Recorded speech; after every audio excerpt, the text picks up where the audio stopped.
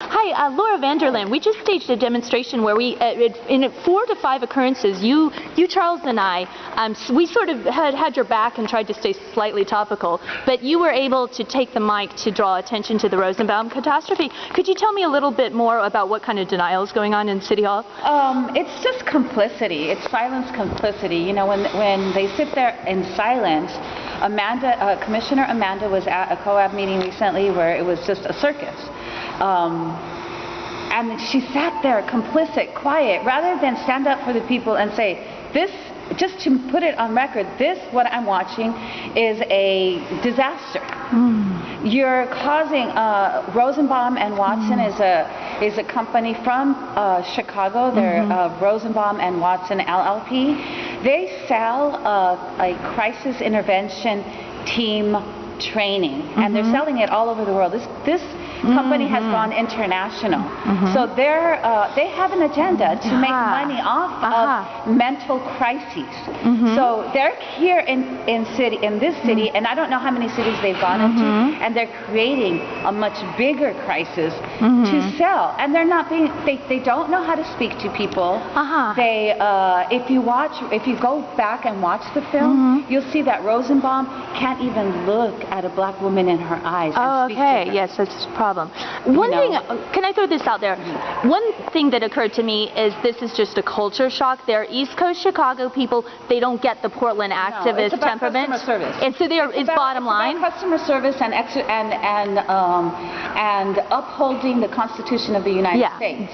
If you do that, there's no problem. Right. If you give people their whole 3 minutes, and if you give a person that was offended in a very big way by a board member, and you actually... why is there no responsibility on the takedown of that kind of behavior? And all the other people that are sitting around legitimizing it, to me, I don't understand what's going through their minds, that they're not denouncing it and saying, I'm at this table, but... Because to say, oh, we were wrong in picking somebody like...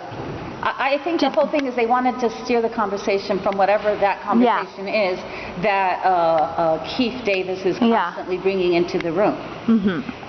Keith Davis is an activist who constantly brings conversation to the room that they don't want to hear about.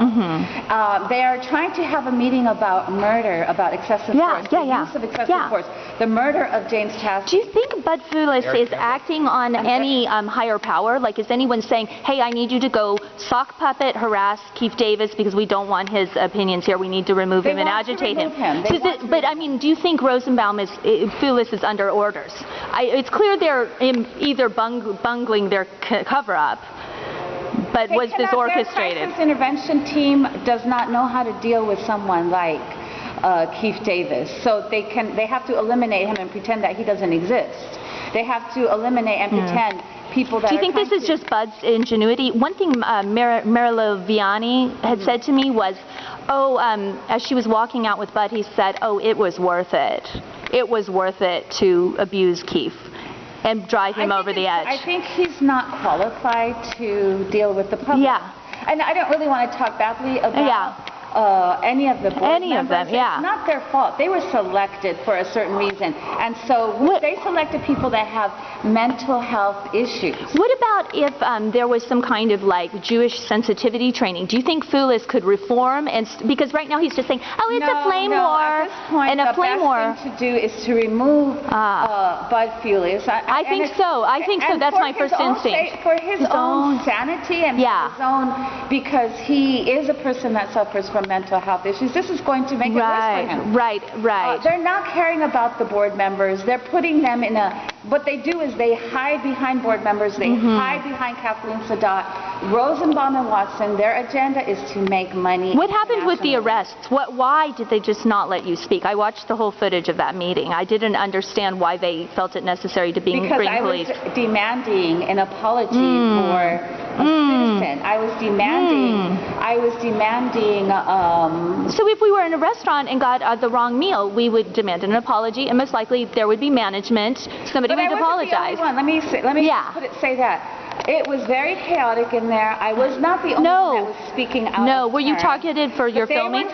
They were triggering and traumatizing Yes. people to the point that we needed to stand up and speak. Exactly. And use our First Amendment right. I wasn't there just to pick Would you on like them. to I was walk? there to exercise my First Amendment right. Would you like to walk over to Simon's office right now and Yes. leave a message with his clerk? Yes. Okay, I'm thrilled. Thank you so much.